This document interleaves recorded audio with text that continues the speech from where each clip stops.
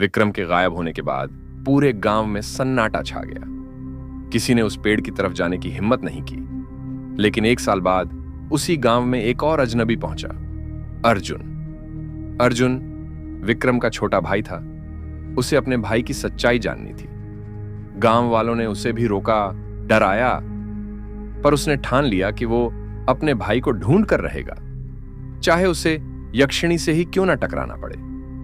रात के तीसरे पहर जब गांव गहरी नींद में था, अर्जुन एक तांत्रिक द्वारा तैयार किया गया रक्षा धागा पहनकर पीपल के पेड़ की ओर चल पड़ा।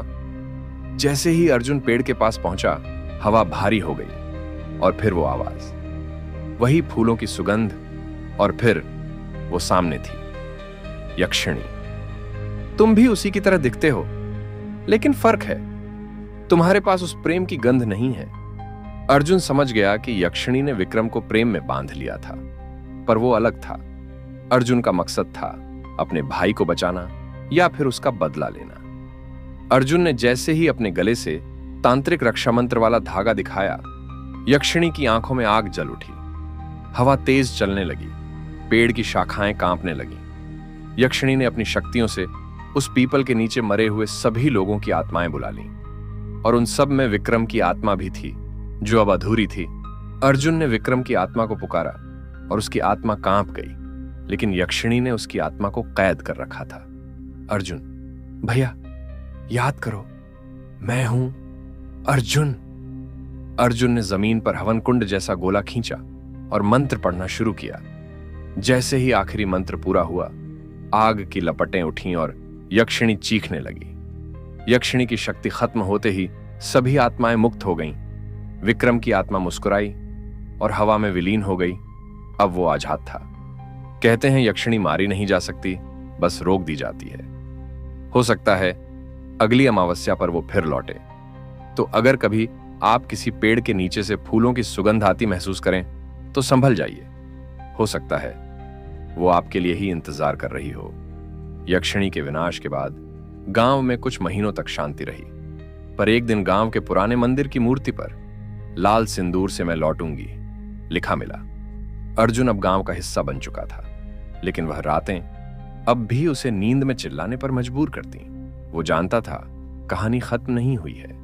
अर्जुन, उसने मुझसे कहा था, मैं हमेशा के लिए उसका हूं, वो यूं आसानी से नहीं जाएगी। वही तांत्रिक जिसने अर्जुन को रक्षा दी थी अचानक गांव लौटा।